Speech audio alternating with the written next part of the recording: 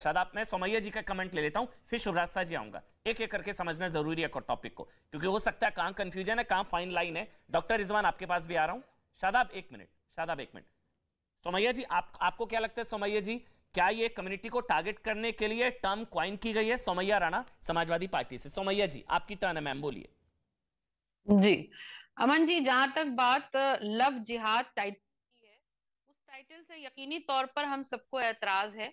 लेकिन अगर ये देश में, हमारे देश में अगर ये चलन चल गया है कि मुसलमान लड़के अपना धर्म बदलकर नॉन मुस्लिम लड़कियों के साथ अफेयर्स या शादी की बात करते हैं, तो ये इसको मैं पूरी तरीके से खारिज करती हूँ। ये इस्लाम के भी खिलाफ है, क्योंकि आप किसी को धोखा देकर, अपनी आइडेंटिटी छुपाकर, किसी को गफलत में डाल के आप किसी के साथ भी इस तरह का काम नहीं कर सकते। पहली चीज तो ये हो गई। जी वो शख्स अपने आप को मुसलमान ना कहे, कि जो इस्लाम के नाम पर ये सोचे कि हम किसी भी नॉन मुस्लिम से शादी करके और फिर दबाव डाल के उसको मुसलमान कर लेंगे तो हम कोई बहुत बड़ा काम कर लेंगे, कोई मुझे बहुत बड़ा जिहाद का सवाब मिल जाएगा। ऐसा इस्लाम बिल्कुल, इसको इस्लाम खारिज करता है। इस्लाम अगर कोई कबूल करे तो इस्लाम की नीतियों को पसंद करके कबूल करे, वो इस्लाम असल इस्लाम का मकसद है।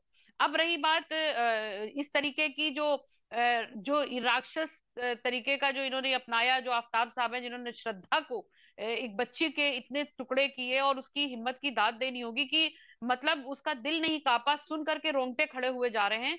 तो जितनी सख्त से सख्त सजा होनी चाहिए वो हो।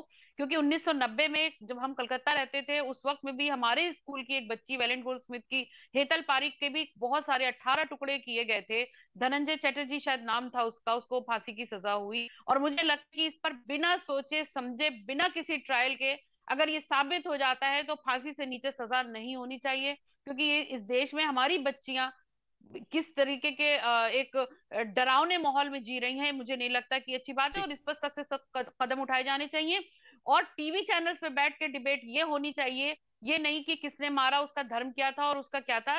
इस पर डिबेट होनी चाहिए कि इन सब चीजों पर कैसे ठीक है। पाबंदी लगे, किस तरीके से धर ठीक दबोचे है। जाएं ऐसे लोग, और उनको सख्त से सख्त सजा दी जाए, जिससे आइंदा आने वाले वक्त में लोग थर्राएं, सोचे, ठीक इस तरह की बातें सोचते हुए भी डरे कि हम इस तरीके की वारदात को अंजाम ठीक दे है, सकते हैं। आपका कहना है कि इसको सख्ती से निपटे, लेकिन धर्म नहीं देखना चाहिए अपराधी का और जनरलाइज। डॉक्टर रिजवान अहमद आप बोलना चाहेंगे, फिर शुभ रास्ता आप। एक एक मिनट आप दोनों का। पहले डॉक्टर रिजवान, आपने शादाब को चुना, सोमैया जी को सुना। धर्म नहीं ढूंढना चाहिए। अश्वनी जी आ रहा हूं आपके पास भी। डॉक्टर रिजवान बोलिए, फिर शुभ रास्ता आप। अश्वनी जी उनके बाद आप। जी हाँ। अमन भाई, जितने भी आपके पैनल पे कम उम्र के लोग हैं वो आपका टॉपिक नहीं समझे। टॉपिक महिला के खिलाफ अपराध नहीं है। आज अभी 6 महीना पहले गुरबेज अंसारी ने रमशा अंसारी नाम की लड़की को उत्तराखंड के एक होटल में मारा। सूटकेस में रख के ले जा रहा था, रिसेप्शनिस्ट ने उसको पकड़ा, वो पकड़ा गया। तो यहां वो कत्ल की यहां फिलहाल चर्चा नहीं हो रही है। वो समझ नहीं पाए कि आपका टॉपिक क्या है। मैं कोशिश करता हूं, समझाता हूं। यहां टॉपिक है कि प्रेम जाल में फंसा के कितने मुसलमान लड़कों ने कितनी हिंदू लड़कियां मारी, पकड़ लेते हैं पिछले 10 साल। और हिंदू लड़कों ने गलत नाम बता के या फंसा के कितनी मुसलमान लड़कियां मारी। कुल मिला के ये है आज के डिबेट का लब्बो लबाब। और उसमें हम एक पैटर्न ढूंढने की कोशिश करेंगे कि एक तरफ तो आंकड़े 100 पार कर रहे होंगे, दूसरी तरफ शायद एक भी केस ऐसा नहीं होगा। अब क्योंकि दूसरी तरफ ऐसा केस नहीं है जहां हिंदू लड़के ने झूठ बोल के गलत नाम बता के कोई मुसलमान लड़की मारी हो, अब बच्चे लोग करें क्या?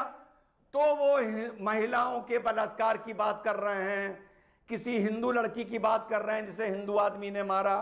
अरे यहां वो डिस्कस नहीं हो रहा। पहले पैनलिस्ट को टॉपिक समझना चाहिए कि टॉपिक है क्या। आगे आगे बढ़ता हूं। 4 दिन से सुन रहा हूं कि होम मिनिस्टर ने यह बोला कि लव जिहाद जैसी कोई चीज नहीं है। ठीक। भाई, कानून में जाहिल जैसी भी कोई चीज नहीं है, लेकिन जाहिल होते हैं समाज में। चलो, आज लोगों ने होम मिनिस्टर की बात मान ली। मैं पिछले 3 दिन से सुन रहा हूं कि होम मिनिस्टर ने बोला, होम मिनिस्टर ने बोला, होम मिनिस्टर ने बोला। तुमने मान ली ना? चलो मान ली। लेकिन उसी होम मिनिस्टर ने जब यह बोला कि पीएफआई एक आतंकी संगठन है, तब तुमने उसी होम मिनिस्टर की बात नहीं मानी। पर भैया फिर तो दोनों बात मानो ना होम मिनिस्टर की। लव जिहाद भी नहीं है और पीएफआई एक आतंकी संगठन है। अब शुभ रास्ता सर, एक एक करके। बिल्कुल शुभ रास्ता, आप बोलिए शुभ रास्ता जी। धर्म नहीं ढूंढना चाहिए, अपराधियों का धर्म नहीं ढूंढना